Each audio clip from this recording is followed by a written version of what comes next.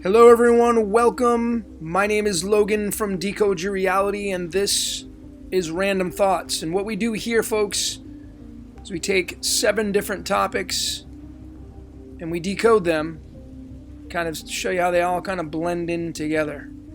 It's kind of really interesting. This is number 3. So here are the top 7 topics we're going to be talking about tonight. Genesis 3 verses 15, the Old Testament. Acid versus alkaline, the pH scale. The Tetragrammaton, the old ancient Israelite god from the Bible. The word deception. The German rocket scientist Wernher Von Braun. The Satan sine wave. And then we're going to be talking about Taurus and Venus and what they have to do with one another. So here we go. First topic, Genesis chapter 3 verses 15. We're talking about the Old Testament. So now we're talking about the Hebrew nation, which supposedly wrote the Old Testament. What I really find interesting about this topic is I feel it completely talks about the yin-yang, the black and the white, which is this dualistic nature matrix that we all live upon. And if you read this scripture, folks, I will put enmity. This is a big word. I'm going to put enmity between thee and the woman, and between thy seed and her seed. It shall bruise thy head, and thou shalt bruise his heel. So we have certain words going on here, woman and thy, but the more important ones are the seeds, and the head and the heel, and then the enmity that they're going to be put between these two energies, the thee and the woman. Notice it has 111 letters in this scripture. 111 is related to the number of magic and alternating current, electricity. When I zoom in on this, folks, because I want to get you a bird's eye view of this, I've circled these in blue and red. Her seed and heel, thy seed and head. And when you put the yin-yang symbol in there, this would represent the head. If you're looking at these as characters, whereas fish, this would be the head, this would be the heel. And then, of course, where the seeds come in, folks, these are the seeds. You know, this black one belongs to the 9, and this one belongs to the 6. And the enmity would be the division. The division between the black and the white. The division between the 2 seeds. And the bruising of the head and the heel. Now notice in the Hebrew, this is the word head and heel. They equal the number 79, which is gold. And then 37 and 42 is head and heel. When you divide those, because we're talking about enmity, we get the number 0.88. And we're going to get more into the 88. Most of you already know where that is going. What's really interesting is the word enmity, because enmity in the Hebrew language, which is where this originated from, is a 611025. Those letters. And when we go through alchemy, 611025, matching those up on the periodic table, we get a total when we add them up right here of 48.012. And what's interesting about that is 48012 equals the number 96, which is the yin and yang. All related back to the enmity and the seeds and the head and the heel. How interesting is that, folks? Topic number 2 is the actual acid versus alkaline. Here is the pH scale. In the very middle is the neutral. 7.365 is the neutral number.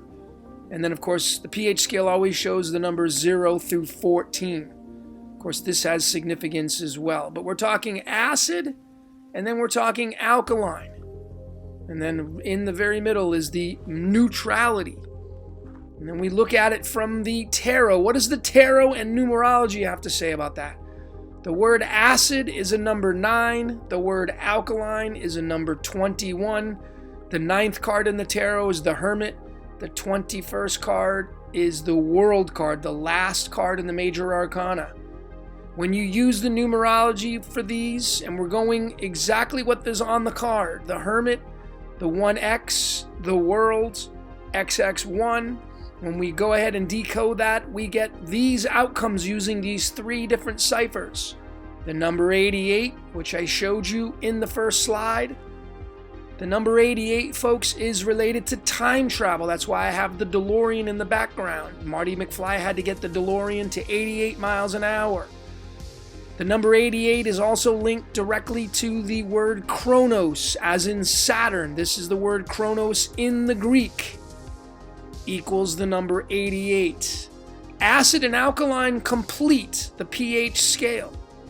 And is this what is telling us that Chronos is running the pH scale? And of course, keep in mind, these 2 cards, through the English ordinal and the full reduction, no matter which way you break it down, they share the same numbers, the 3, the 0, and the 1. The 1, 3, 0, doesn't matter how you place them. And then look at what we have here. When we say and ask this AI the question, who is the creator of all things? We get the same exact outcomes as we did with the acid and alkaline, the Hermit, the World, and it relating to Chronos. So is this telling us that the creator of all things is indeed the planet Saturn, or Chronos, which is why the DeLorean has those tie-ins to it. Topic number 3, the Tetragrammaton. Quite possibly, folks, the Tetragrammaton is aka Saturn / Chronos. What's really interesting about the Tetragrammaton, most of you know my work, it's the number 47, which is why they chose it to call the White House, which is why they chose to call Washington, D.C. And I say they, but I believe man is being used to fulfill the game of life and the prophecies that have been foretold. And the Tetragrammaton, the number 47, has great significance. Of course, it does end up becoming a number 11. It feeds the number 11, which is the number 2, which we're going to get into.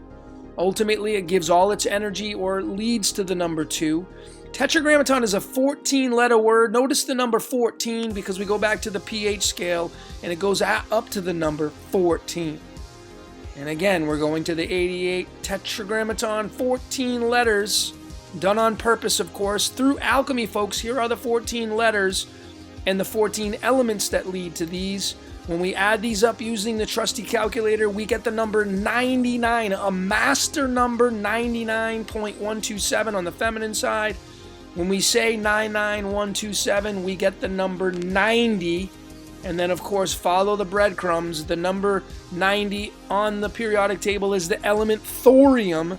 And that's related to the character in the Greek mythology, Thor, which is why I have the picture of Thor battling the Midgard serpent right here. I'm not even going to try to pronounce that, but this is the old Norse story of where this came from. And of course, it's always the black fighting the white or the white fighting the black. It's always the same story, the dualistic aspect, the acid versus the alkaline.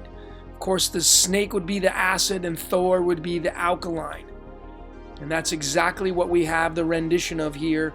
The reason why I have the picture of Doc Brown and, of course, the dog Einstein is because Back to the Future was all about time travel. And why did they name the dog Einstein? Well, I think it has everything to do with the 99th element, Einsteinium, which matches that of Tetragrammaton. The fourth topic in this presentation is the word deception. Deception has a total numerology of 42, but it's a 9-letter word, and here are its elements. Going over to the trusty calculator, adding up those elements and their atomic weights, we get the number 89.073. And of course, the big standout on the masculine side is the number 89, because in the English ordinal cipher, using the numbers 1 through 26, matching that of the letters A through Z, that equals Yaldabaoth. And of course, virus, which I think is this character. The virus in the Matrix is this character right here. It's what I believe anyway. And it needs to be eliminated. Yaldabaoth, the great Yaldabaoth, The number 89, the deception. Is this where the deception is coming from? Through the virus, the number 89. Really interesting. Topic number 5, the German rocket scientist Wernher Von Braun, who, of course, worked for the Nazis, and then when they won World War II, a bunch of Nazi scientists came over to the United States through Operation Paperclip. And of course, many things going on with Wernher Von Braun. He was born on March 23rd in the Cards of Illumination. That would be equivalent to the King of Clubs. And of course, clubs means mind. The King of the Mind. This guy has had an extremely high IQ. He was a rocket scientist, obviously working on the secret space program, if there were ever such a thing. But nonetheless, I mean, what are the odds him being born on the day that shares the card of the King of Clubs? He was born in Warsaw, Poland. I don't know if I even pronounced that right. It has a numerology of 22. And of course, he studied space, and space is associated with the ether. And of course, ether equals the number 22. Some great massive tie-ins right there. What I thought was interesting about where he was born was the latitude, longitude coordinates of the city in Poland. It has a 53 degree north and 17 degrees east. When you take iodine and chlorine, the 53rd and 17th element, and you look and tie these together and add them up, it equals the number 161. The mirror of the 161 is the 191. And of course, that's tied to Psalms 19 verses 1, because on his gravestone he has Psalms 19 verses 1 saying that the heavens declare the glory of God, and the firmament sheweth his handiwork. And of course, Psalms is the 19th book. Kind of interesting right there. Let's not leave out 161, folks. Most of you know that is the golden ratio. So look at the strong ties in, folks, and you always look at the mirror to get another flip side of the coin. It's really interesting. And of course, 53 degrees north is where his birth city is. That would be the element iodine. And then of course, the first piece of this scripture written on his tombstone, the heavens declare the glory of God, that equals the number 126, matching that of his latitude birth city. Folks, what are the odds of these things linking up that way? Again, I believe people are being used to carry out positions in life, and then of course leaving the trail behind and giving the credit. And of course, perhaps they're giving credit because they were supposed to give credit, being born with these strong tie-ins. It's absolutely fascinating. Of course, number 6, we're moving into the Satan sine wave. Here is a typical sine wave, or a vibrational frequency in the ether. Notice the $sign, that's where the $sign came from. Of course, the line through the middle is of course representing the neutrality standpoint in the troughs. Perhaps this would be black, and perhaps this would be white, but nonetheless, the middle of it is the gray, representing kind of the neutrality standpoint of the black and white, these up and down movements. Notice that sine wave is the time wave. Both of these words in Chaldean equal the number 14, which is kind of interesting why the word Satan equals the number 14. Satan is embedded in the sine wave, the black and the white. We inherit this person or entity when we enter into our physical bodies, because we inherit sin, sine wave, the sin wave, the Satan wave. What's interesting, when we bring the English ordinal to get another viewpoint, both sine and time equal the number 47, which matches that of the Tetragrammaton. So is the Tetragrammaton the maker of Satan, or is the Tetragrammaton Satan and then just be an extension of that? And of course, remember, we inherit the sin when we break down into our physical bodies, and of course we then get stuck in time, and this is the time wave, the sine wave. It's really fascinating when you look at it this way. And then the last topic, folks, is Taurus and Venus.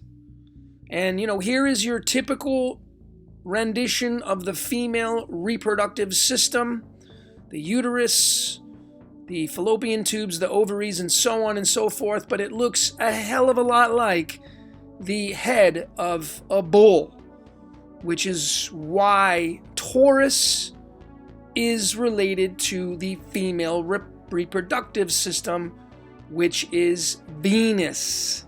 Of course, Venus, the reason why I show Venus here, and of course it being the orange, the sacral, is because Venus is the second planet in line after Mercury. It's Mercury, Venus, Mars, Jupiter, Saturn, Uranus, Neptune, Pluto.